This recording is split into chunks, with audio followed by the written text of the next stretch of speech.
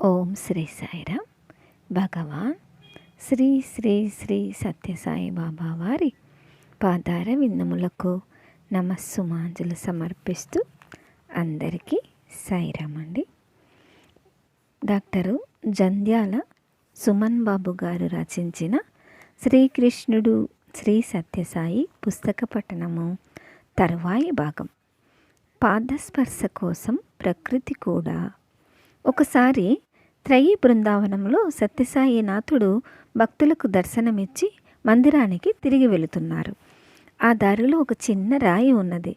అది సగం నేల లోపలకు సగం పైకి కనిపిస్తూ ఉన్నది. స్వామి నడుస్తూ అక్కడ రాయి ఉన్న విషయం గమనించకుండానే ముందుకు వెళ్ళారు. స్వామి పాదానికి ఆ రాయి తగిలింది. సందేహం లేకుండా స్వామి చిన్నారి మృదుపాదానికి అప్పుడు చాలా బాధ కలిగి ఉంటుంది.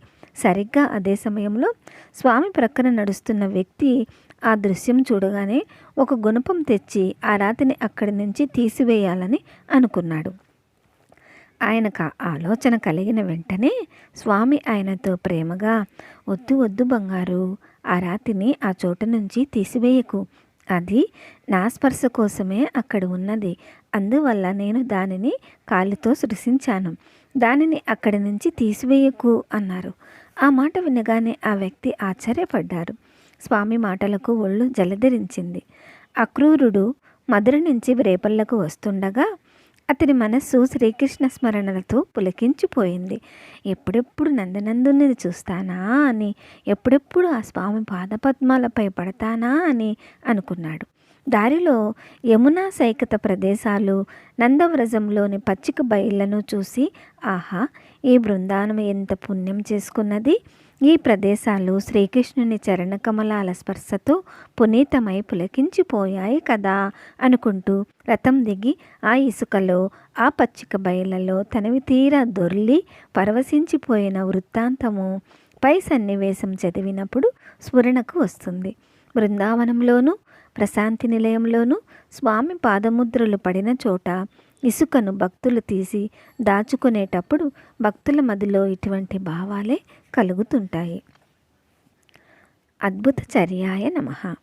బాలకృష్ణుణ్ణి రేపల్లె నుంచి ధనుర్యాగం అనే మిషతో మధురకు తీసుకురమ్మని కంసుడు తన మంత్రి అయిన అక్రూరుణ్ణి పంపించాడు. కృష్ణుడంటే అపరిమితమైన భక్తి గల అక్రూరుడు రేపల్లెకు వెళ్ళి కృష్ణుని సందర్శించి పరమానంద భరితుడయ్యాడు. కంసుని దిరాలోచన గురించి విన్నవించాడు. అది విని బలరామకృష్ణులు పకపక నవ్వుకున్నారు. బలరామకృష్ణులు అక్రూరునితో పాటు రథంపై బయలుదేరారు. యమునా నదీ తీరానికి చేరింది ఆ రథం. బలరామకృష్ణులు యమునలో మంచినీరు త్రాగి వచ్చారు.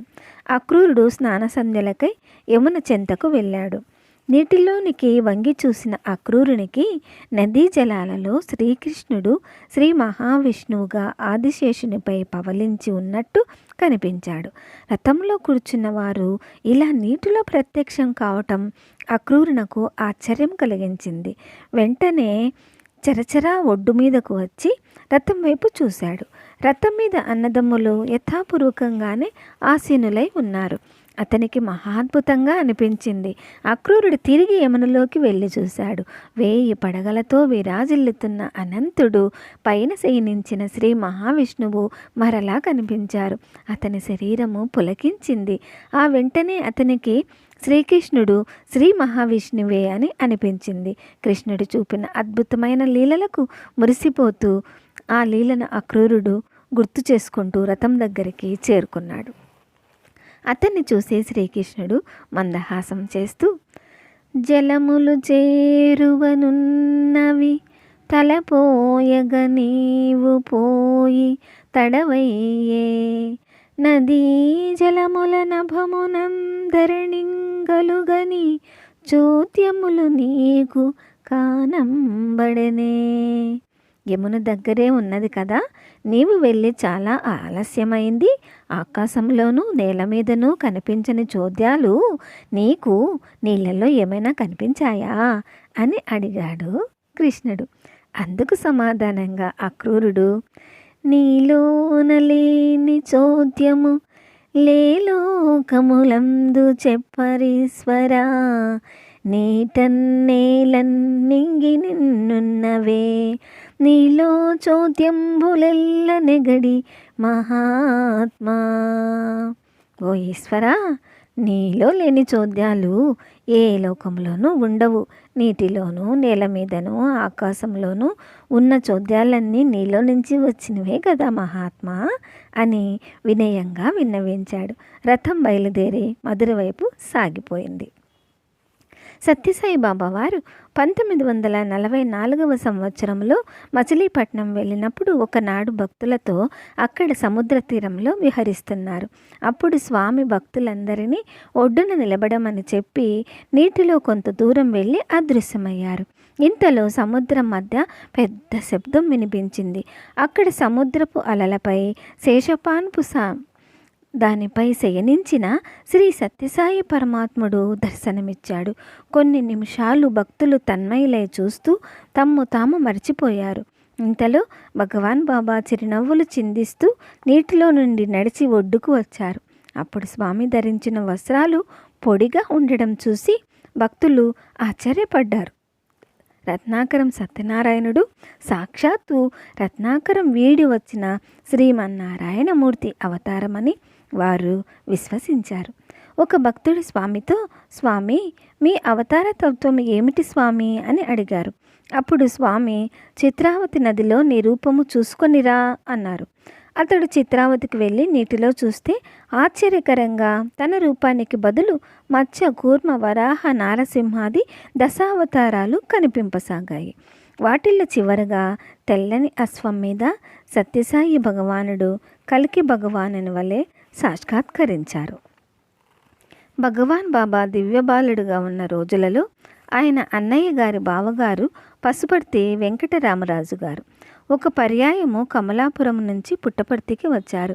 అప్పటికే సాయి లీలలను దర్శించి ఆయన ఆశ్చర్యానందాలు పొందుతుండేవారు. వెంకటరామరాజు గారు తమ ఊరు వెళ్ళటానికి బయలుదేరుతుంటే సత్యం వారితో గోకులాష్టమిని చూసుకుని వెళ్ళమని అన్నారు. కృష్ణాష్టమి వచ్చింది. శేషమరాజు గారు ఊళ్ళో లేరు. ఇంట్లో రామరాజు గారు, ఆయన తల్లి, సోదరి సుశీలమ్మ, సత్యం మాత్రమే ఉన్నారు. ఆనాడు సత్యము, ఈరోజు సాయంత్రము పూజ ఏర్పాటు చేయండి, మీకు దశావతారాలు చూపిస్తా అన్నాడు. సాయంత్రము సత్యము పూజలో అందరినీ దశావతారాలు వరుసగా చూపిస్తున్నాడు. వారికి మహావిష్ణువు అవతారాలు తప్ప సత్యం కనిపించడం లేదు. అందరికీ ఆశ్చర్యంతో పాటు ఆనందం కూడా కలిగింది. ఇక నరసింహావతారం దర్శించిన సమయంలో వారికి భయాందోళనలు కలిగాయి. ఆ వెంట్రుకలు, బల్పుల లాంటి కనుగురుడ్లు, రౌద్రంగా సగం వంగి నిలబడిన ఆ విధానము, పొడగాటి గోళ్లతో 2 చేతులతో పొట్ట చీలుస్తున్నట్లు కనిపించేటప్పటికీ రామరాజు గారి తల్లి, చెల్లెలు ఇద్దరు భయపడి మూర్ఛపోయారు. రామరాజు గారు కూడా భయంతో స్వామి వైపు చూస్తూనే తారాడి కొబ్బరికాయను తీసుకుని ఎదురుగా కొట్టగానే అప్పుడు శాంతరూపం వచ్చింది. ఏమిటి, భయపడ్డారా? భయం ఎందుకు, నేనున్నాను కదా అన్నాడు సత్యం చిరునవ్వు నవ్వుతూ. తరువాత ఆయన శ్రీకృష్ణుని వలె వేణువు నూదుతూ త్రిభంగిగా నిలబడ్డాడు. పక్కనే గోమాత వేణునాదాన్ని ఆలకిస్తున్నట్లు ఉంది. తర్వాత సత్యం పడుకొని, మీరు మీ శిరస్సులను నా శరీరమునకు తగిలించి పడుకోండి అన్నాడు. వారు ఆ విధంగానే పడుకున్నారు. కొంతసేపటికి కొన్ని వాయిద్యముల సంగీతం వినిపించింది. తరువాత వేణునాదము. మధురా నగరిలో చల్లనమ్మ బోదు దారి విడుము కృష్ణ అనే పాట వారికి స్వామి పొట్టలో నుంచి స్పష్టంగా వినిపించింది. అవతార పురుషుడు చూపిన లీలా వైభవాలకు వారంతా మైమరిచిపోయారు. నందిగామ దగ్గర చందాపురం గ్రామంలో దైవాన్ని నమ్మిన వారు ఎక్కువ. వాళ్ళకి నమ్మకం అనేది లేదు, నమ్మని వారే ఎక్కువ. కొద్దిమంది మాత్రము స్వామి భక్తులు ఉన్నారు. వారు నందిగామ సమితి వారిని సత్యసాయి జ్యోతి తమ గ్రామానికి ఇవ్వమని అడిగారు. నందిగామ సమితి నిర్వహించే సత్యం గారు, ప్రభు గారు వారితో, మీరు 5-6 కుటుంబాలే కదా ఉన్నది, 68 రోజులు సాయి జ్యోతి ఇళ్లలో త్రిప్పాలి, మీ ఊళ్ళో ఇది జరిగే పనేనా అన్నారు. కొన్ని రోజులైనా మేము జరుపుకొని మరలా జ్యోతిని మీ ఊరికి ఇస్తాము అని అడిగారు వారు. సరేనని చందాపురంలో జ్యోతి ఉత్సవం ఆరంభం చేశారు. ఆశ్చర్యకరంగా 68 రోజులు ఆ ఉత్సవం నిరాటంకంగా జరిగింది. దానికి కారణం సాయి భగవానుడు చేసిన అద్భుతం. ఆ గ్రామంలో కొంగర రామారావు గారు అని నాస్తికుడు ఒకరున్నారు. ఆయన స్వామి భజనలను ఎగతాళి చేయటం, స్వామి దేవుడేమిటి అని హేళన చేయడం జరుగుతున్నది. సరే, ఆయన మాటలు పట్టించుకొనకుండగా సాయి భక్తులు జ్యోతి ఉత్సవం జరుపుకుంటున్నారు. ఆ గ్రామ సర్పంచు నిత్యము ఆ కార్యక్రమాలు నిర్వహిస్తున్నాడు. పొలాలలో గింజలు చల్లే సమయం వచ్చింది. ఆ సర్పంచ్కి తీరిక లేకుండా ఉంది. సరేనని ఒకరోజు గింజలలో విభూతి కలిపి పొలంలో చల్లి స్వామి చూసుకుంటారు అని తిరిగి స్వామి కార్యక్రమాలలో నిమగ్నమై ఉన్నాడు. ఒకరోజు వేకువజామున పొలం వెళ్దామని నిద్ర లేచిన రామారావు గారికి ఎదుట గోడ మీద సాయి జ్యోతి ప్రకాశిస్తూ కనిపించింది. 2-3 నిమిషాల తర్వాత మాయమైంది. అది కేవలం తన భ్రాంతి అనుకున్నాడు ఆయన. మరునాడు తెల్లవారుజామున రామారావు గారు పొలానికి వెళ్ళారు. తెల్లవారుతున్నది. తలెత్తి చూసేసరికి అవతలి పొలంలో బాబా ఒక చేత్తో దోవతి, కుచ్చెళ్ళు పట్టుకొని పెద్ద పెద్ద అడుగులు వేస్తూ వెళుతున్నారు. వెనుక కొందరు తెల్లని దుస్తులలో ఉన్నారు. రామారావు గారు వారిని చూసి, స్వామిని చూసి, మన ఊళ్ళో సాయి భజనలు జరుగుతున్నాయి కదా, సాయిబాబా పుట్టపర్తి నుంచి వచ్చాడు కాబోలు అనుకున్నారు. అటు వెళుతున్న స్వామి ఇటు తిరిగి వచ్చి ఆ పొలంలో ఆయన ఎదుట నిలబడ్డాడు. రామారావు గారు ఆశ్చర్యంతో మెల్లగా నమస్కారం అన్నారు. స్వామి అభయహస్తం చూపించి మంచిది అన్నారు. ఈయన మంచివారులాగా ఉన్నారే అనుకొని, స్వామి మీరు దేవుడని ఊళ్ళో వాళ్ళంతా భజనలు చేస్తున్నారు, మరి మీరు ఇలా పొలాల వెంట తిరుగుతున్నారేమిటి అని అడిగాడు రామారావు గారు. అందుకు స్వామి, ఈ సర్పంచు నా పనులు చూసుకున్నాడు కదా, మరి నేను అతని పొలం సంగతి చూసుకోవద్దా, అందుకని వచ్చాను అన్నారు. మరొక 5 నిమిషాలు వారిద్దరూ మాట్లాడుకున్నారు. కానీ మిగిలినవేవి రామారావు గారికి గుర్తులేదు. సరే, స్వామి వెళ్ళారు. స్వామి వెనుక తెల్లని దుస్తులలో ఉన్నవారు కూడా వెళ్ళారు. మధ్యాహ్నం ఇంటికి వచ్చి భోజనం చేసి, ఇవాళ ఎవరింట్లో భజన అని బయలుదేరారు రామారావు గారు. వెళ్ళి సత్యసాయి బాబా ఎవరింట్లో దిగాడు అని అడగడం మొదలుపెట్టాడు. విమర్శించే మనస్తత్వం గల ఆయన మాటలు ఎవరూ పట్టించుకునలేదు. అప్పుడు ఆయన సర్పంచ్తో, ఇవాళ మీ పొలానికి కూడా వచ్చాడు కదయ్యా సాయిబాబా, ఎవరింట్లో దిగాడు అని అడగడం మొదలుపెట్టాడు. ఆ మాటలలోని విశ్వాసాన్ని చూసి వారు ఆయన చుట్టూ చేరి విషయం అడిగి తెలుసుకొని, మనకు కనిపించని స్వామి ఇతనికి నిజంగా కనిపించారన్నమాట అని వారు దిగ్భ్రాంతులయ్యారు. స్వామి నిజంగా రాలేదన్నమాట, మరి నాకు కనిపించి మాట్లాడారు కదా, ఇది ఎలా సాధ్యమైంది? స్వామి కేవలం నాపై దయ వల్లనే ఇలా చేశారన్నమాట అని రామారావు గారు ఆశ్చర్యపడ్డారు. ఆయన మారేటప్పటికీ ఆ గ్రామంలోని ఆయన వర్గమంతా భక్తులుగా మారిపోయారు.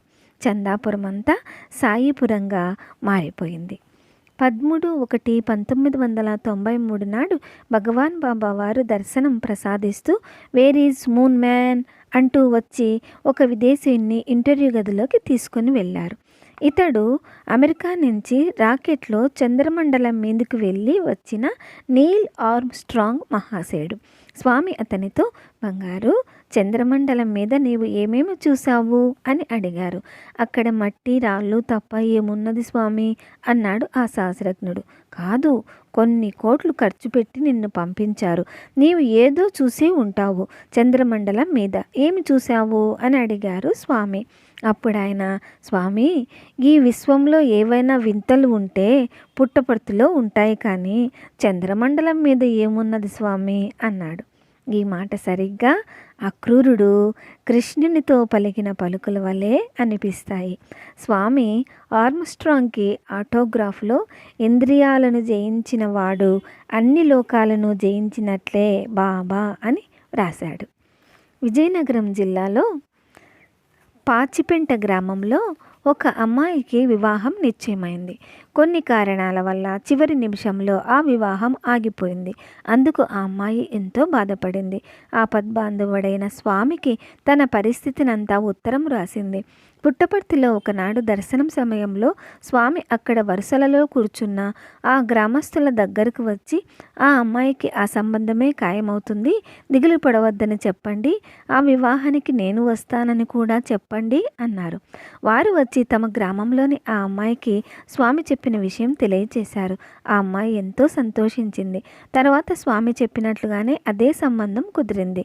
వివాహానికి స్వామి వస్తారని ఒక సింహాసనం ఏర్పాటు చేశారు. స్వామి కోసం ఎదురు చూశారు. వివాహం అయ్యింది. స్వామి రానేలేదు. తర్వాత వివాహపు వేడుకనంతా తీసిన వీడియో వేసుకొని చూస్తే సరిగ్గా మంగళసూత్ర ధారణ సమయంలో స్వామి అక్కడ నిలబడి అక్షింతలు చల్లుతున్నట్లుగా స్పష్టంగా కనిపించి అందరినీ ఆశ్చర్యంలో ముంచివేసింది. ఓం శ్రీ సాయిరామ్. తరువాయి భాగం వచ్చే వారం విందామండి. జై బలో భగవాన్ శ్రీ సత్య సాయి బాబాజీకి జై. సమస్త లోకాః సుఖినో భవంతు. ఓం శాంతి శాంతి శాంతి. అందరికీ సాయిరామ్.